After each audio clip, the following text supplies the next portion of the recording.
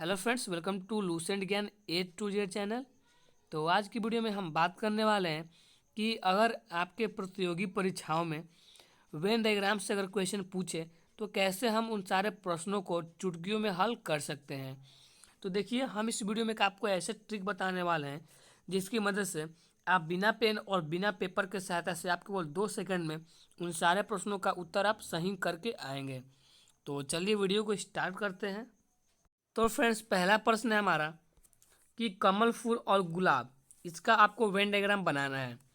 तो देखिए, अगर जब भी आपके एग्जाम में वेन डायग्राम से क्वेश्चन आए तो सबसे पहले हम देखेंगे कि किन किन चीज़ों की उसमें चर्चा की गई है और उसके बाद हम उसके संबंध के अकॉर्डिंग अपना डायग्राम बनाएंगे। तो देखिए, यहाँ पे कमल फूल और गुलाब की चर्चा की गई है। तो देखिए इसका डायग्राम कैसे बनेगा। तो देखिए, ये आपका हो गया क्या, फूल, और आपके फूल में आ गया क्या, कमल भी एक फूल है और गुलाब भी क्या है, फूल है। तो यानी कि आपका जो डायग्राम होगा कुछ इस प्रकार से बनेगा। तो आइए इसको मैच करते हैं कि आपके किस ऑप्शन में दिया है। तो यहाँ पर आपको ऑप्शन नंबर सी यहाँ पर राइट आंसर हो जाएगा। यह आपका फूल हो गया, फूल में आपका एक कमल का फूल और ये गुलाब का फूल। तो चलिए नेक्स्ट प्रश्न की ओर बढ़ते हैं। अगला प्रश्न हमारा त्रिभुज, चतुर्भुज और वर्ग, इसमें आपकी किन किन चीज़ों की चर्चा की गई है। तो त्रिभुज की चर्चा की गई है और चतुर्भुज की और वर्ग की। अब देखिए, अब इसमें हम रिलेशन ढूंढेंगे। तो देखिए इसका रिलेशन कैसे होगा। देखिए, सपोज कि ये आपका क्या होगा, ये आपका चतुर्भुज हो गया। अब देखिए चतुर्भुज में ही तो आपका वर्ग आएगा। देखिए कैसे, क्योंकि चतुर्भुज किसे कहते हैं, जिनके 4 भुजा होते हैं, और वर्ग भी किसे कहते हैं, वर्ग के भी कितने भुजा हैं, 4 भुजा होते हैं। यानी कि चतुर्भुज के अंदर आपका क्या आएगा, आपका वर्ग आएगा। और जो त्रिभुज है उसके केवल 3 भुजा होते हैं, तो वो क्या इससे बाहर हो जाएगा। यानी कि आपका ऑप्शन नंबर डी यहाँ पे आपका राइट आंसर हो जाएगा। अगला प्रश्न देखते हैं। क्वेश्चन नंबर 3 है हमारे सामने। कुत्ता, बिल्ली और जानवर का आपका संबंध पूछ रहा है इसमें। तो देखिए, इसमें हमें कुत्ता, बिल्ली और जानवर की चर्चा की गई है। तो अब हमें ढूंढना क्या है, इसमें रिलेशनशिप, यानी ये क्या संबंध निकल सकता है। तो देखिए इसका जो डायग्राम होगा कुछ ऐसे होगा। सपोज कि ये देखिए, ये आपके जानवर हो गए। अब जानवर में अब जो भी आपके जानवर हैं वो इसके अंदर आएंगे, किसके, तो इसके अंदर आएंगे। तो ये आपके जानवर हो गए। तो कुत्ता क्या है, कुत्ता भी आपका एक जानवर है। और बिल्ली क्या है, बिल्ली भी आपकी एक जानवर है। अब देखिए, अब इन दोनों को हमने अलग अलग क्यों लिखा है, क्योंकि कुत्ता अलग है और बिल्ली अलग है। तो आपका जो डायग्राम होगा वो कुछ इस प्रकार से बनेगा। यानी कि आपका ऑप्शन नंबर ए यहाँ पे आपका राइट आंसर हो जाएगा। अगले प्रश्न की बात कर लेते हैं। क्वेश्चन नंबर 4 हमारे सामने। सोना धातु और जिंक, ठीक है, सोना धातु और जिंक की बात कर रहे हैं। तो देखिए इनमें सोना धातु और जिंक की चर्चा की गई है। तो हमें बस इसमें ढूंढना है इनके रिलेशन के बारे में। तो देखिए, ये आपके धातु हो गए।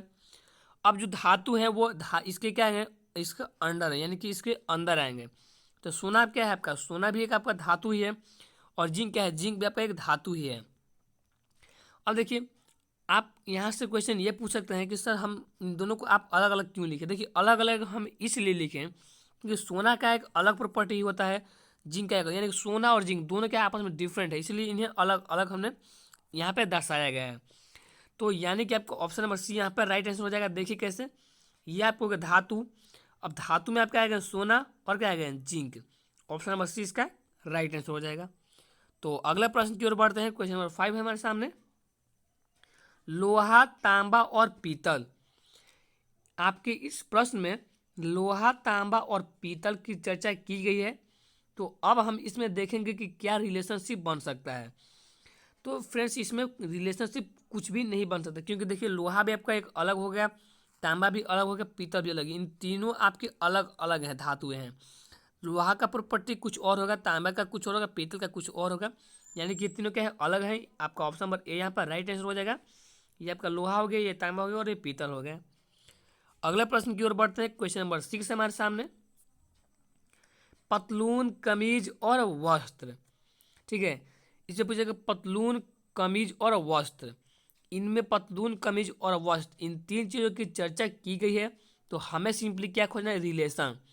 देखिए इसका संबंध कुछ इस प्रकार से होगा। ये आपके वस्त्र हो गए, और वस्त्र यानी कि क्या, पहनने वाला कपड़ा। तो आप क्या क्या पहनते हैं, पतलून भी आप पहनते ही हैं, पतलून भी आपका एक वस्त्र है। कमीज, कमीज क्या आपका वस्त्र है। यानी कि आपका ऑप्शन नंबर डी यहाँ पर राइट आंसर हो जाएगा। आई होप गाइज कि सारे क्वेश्चन आपको अच्छे से समझ में आ रहे होंगे। तो ऐसे ही प्रश्न आपके एग्जाम में पूछे जाएंगे, तो आप उन्हें केवल आसानी से, केवल मात्र 2 सेकंड में आप उन्हें सॉल्व कर पाएंगे। तो चलिए अगला प्रश्न भी देख लेते हैं। अगला प्रश्न हमारे विद्यालय शिक्षक और विद्यार्थी। इस प्रश्न में विद्यालय शिक्षक और विद्यार्थी की चर्चा की गई है, तो हमें सिंपली इसमें रिलेशन खोजना है। तो देखिए इसमें रिलेशन हम क्या खोजेंगे। तो इनमें दिए गए विद्यालय शिक्षक और विद्यार्थी, तो सपोज कि आपका ये क्या है विद्यालय, तो विद्यालय में आपके क्या क्या आ जाएंगे, शिक्षक भी आपके विद्यालय में ही आएंगे और विद्यार्थी भी कहाँ आएंगे, विद्यालय में ही आएंगे।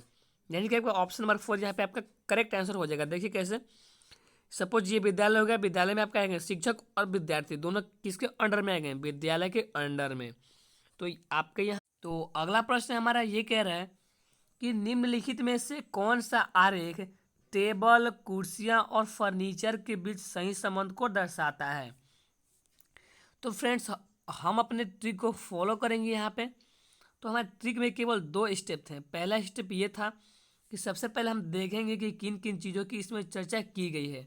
तो अगर आप ध्यान से देखें, इसमें टेबल, कुर्सियाँ और फर्नीचर की चर्चा की गई है।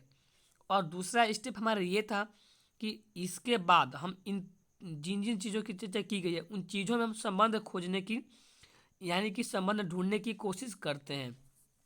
तो आइए, पहला स्टेप तो हमने अभी यहाँ पे फॉलो कर लिया। अब दूसरे स्टेप की ओर बढ़ते हैं। तो देखिए संबंध आपका क्या निकलेगा। सपोज कि ये आपका फर्नीचर हो गया। अब फर्नीचर में आपके क्या आएगा, टेबल भी आपका क्या है, फर्नीचर ही है। कुर्सियाँ भी क्या है आपका, एक फर्नीचर भी है। यानी कि आपका जो कुछ डायग्राम होगा कुछ इस प्रकार से बनेगा। ऑप्शन नंबर डी आपका यहाँ पर राइट आंसर हो जाएगा। तो चलिए अगले क्वेश्चन की ओर बढ़ते हैं। अगला क्वेश्चन भी हमारा ये कह रहा है कि निम्नलिखित में से कौन सा आरेख टाई, कमीज और पतलून के बीच सही संबंध बताता है। तो देखिए फ्रेंड्स यहाँ पे आपका ऑप्शन नंबर सी आपका राइट आंसर हो जाएगा। देखिए कैसे, टाई, कमीज और पतलून ये तीनों आपकी अलग अलग चीज़ें हैं। टाई आपका अलग चीज़ हो गया, कमीज अलग हो गया, पतलून अलग हो गया। इन तीनों में कुछ भी संबंध नहीं हो पा रहा है, यानी कि आपका ऑप्शन नंबर सी यहाँ पे आपका करेक्ट आंसर हो जाएगा। तो यहीं पे हमारे फ्रेंड्स वीडियो खत्म होती है। तो मिलते हैं नेक्स्ट वीडियो में। अगर हमारी वीडियो आपको थोड़ी सी भी अच्छी लगी हो तो आप हमारे वीडियो को लाइक कर दीजिएगा। और हाँ, अगर आप हमारे चैनल पर नए हैं तो हमारे चैनल को सब्सक्राइब करके नोटिफिकेशन बेल को ऑन कर दीजिएगा। Thank you.